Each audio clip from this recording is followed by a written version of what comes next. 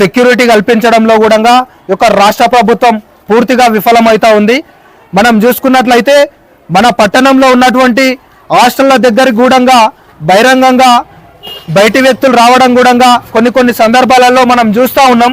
అయినా కూడా అక్కడ సెక్యూరిటీని కల్పించకపోవడం చాలా దురదృష్టకరం. రాష్ట్రం అంతటా 51 మంది విద్యార్థులు చనిపోయారు కాబట్టి ఇప్పటి వరకు మేము హాస్టల్ అంటే ఇక్కడ ఉన్నటువంటి హాస్టల్ను సందర్శించలేదు. రాబోయే రోజులలో సందర్శించి దీని యొక్క పూర్తి వివరాలు మీడియా ముందరికి తీసుకొచ్చే ప్రయత్నం చేసి అధికారుల దృష్టికి తీసుకెళ్లే ప్రయత్నం కూడా ఏబీవీపీ చేస్తుందని చెప్పి ఈ సందర్భంగా తెలియజేస్తా ఉన్నాం. Suryaprakash, ABVP Shamshabad vibhag convener. ఈరోజు అఖిల భారతీయ విద్యార్థి పరిషత్ ఏబీవీపీ షాద్నగర్ నగర శాఖ ఆధ్వర్యంలో ఏదైతే గత కొన్ని రోజులుగా నిత్యం ఫుడ్ పాయిజన్లు వసతి గృహాల్లో జరుగుతున్నాయి, దానికి కారణంగా ఈరోజు ధర్నా కార్యక్రమం నిర్వహించుకోవడం జరిగింది. ఆ రోజు తెలంగాణ ఉద్యమంలో కీలక పాత్ర పోషించింది విద్యార్థులు అన్న సంగతి మర్చిపోయి ఈరోజు పాలకులు వివరిస్తూ ఉన్నారు. దాదాపు 51 మంది విద్యార్థులు చనిపోయిన కూడా ఈ యొక్క రాష్ట్ర ముఖ్యమంత్రికి ఎందుకు మొద్దు నిద్రలో ఉన్నారని చెప్పి అడుగుతా ఉన్నాం.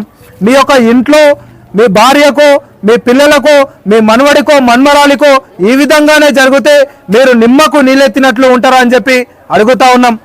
ఈ యొక్క తెలంగాణ రాష్ట్రం ఏదైతే ఉందో ఈ యొక్క రాష్ట్రంలో విద్యా వ్యవస్థను పూర్తిగా నిర్వీర్యం చేస్తూ ఈరోజు విద్యార్థి జీవితాలతో చెలగాటమాడుతున్నటువంటి యొక్క రాష్ట్ర ప్రభుత్వం మన కళ్ళ ముందు కనిపిస్తూ ఉంది.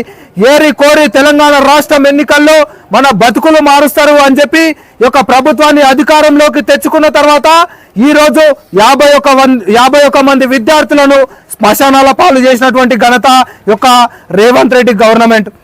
ఈరోజు నిత్యం హాస్టళ్లలో పురుగుల అన్నంతో, కుళ్ళిపోయిన కూరగాయలతో, నిత్యం దోమలతో సాహసం చేస్తూ ఎంతో మంది విష జ్వరాలతో ఆసుపత్రుల పాలవుతున్న యొక్క రాష్ట్ర ముఖ్యమంత్రి ఎందుకు నిమ్మకు నీళ్ళెత్తినట్లు ఉన్నారని చెప్పి అడుగుతా ఉన్నాం. ఖబర్దార్ బిడ్డ రేవంత్ రెడ్డి, నువ్వు కూడా గుర్తుపెట్టుకో, ఆ రోజు దగ్గబడ్డ తెలంగాణలో మార్పు కోసం మహా ఉద్యమం చేసి ఆ యొక్క రాష్ట్ర ముఖ్యమంత్రిని ఇంటికి పంపించినటువంటి ఘనత యొక్క ఏబీవీపీది.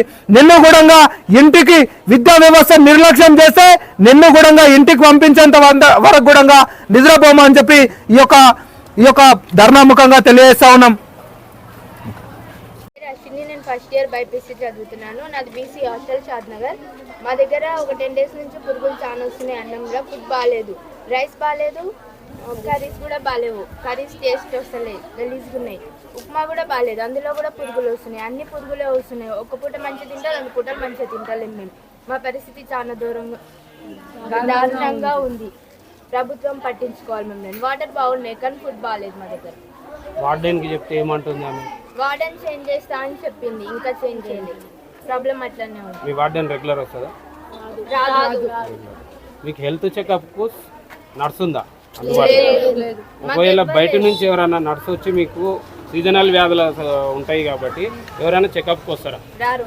మీ హాస్టల్ మొత్తంలో ఎంత సంఖ్య ఉంటుంది? 120 members, 130, 140 ఉంటారు. రెగ్యులర్ అంతమంది ఉంటారా? ఉంటారు.